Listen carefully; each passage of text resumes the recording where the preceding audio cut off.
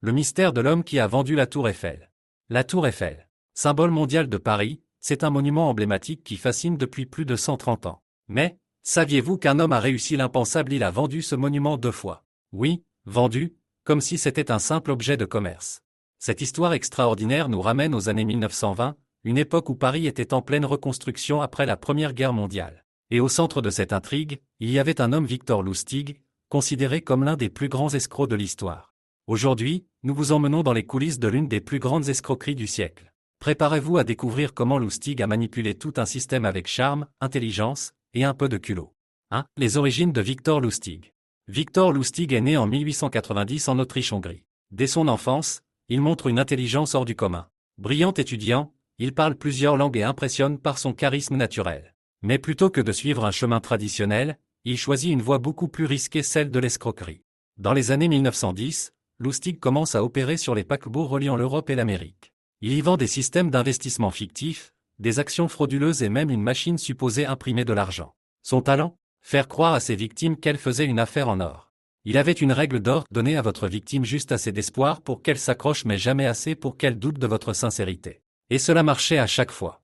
2. Paris des années 1920. Nous sommes maintenant dans les années 1920. Paris se reconstruit après les ravages de la Première Guerre mondiale. La Tour Eiffel, construite pour l'Exposition universelle de 1889, est devenue un sujet de controverse. Elle coûte cher à entretenir, et certains la considèrent comme une monstruosité métallique.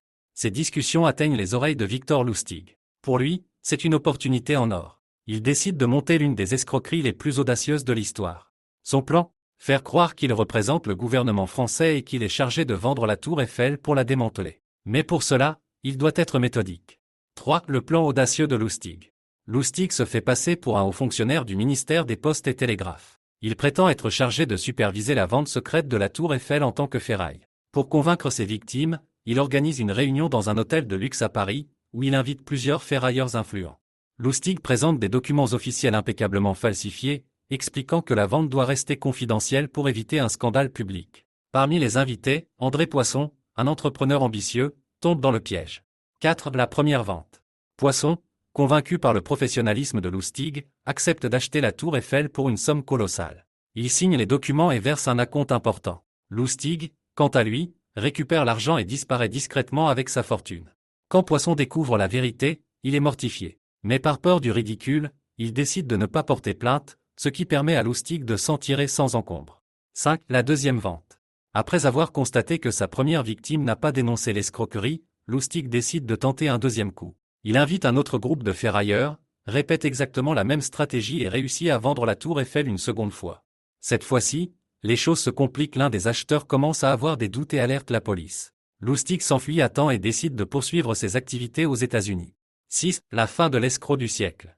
Aux États-Unis, Lustig continue ses escroqueries, notamment en imprimant de faux billets de banque. Mais en 1935, il est finalement arrêté par le FBI et condamné à 20 ans de prison.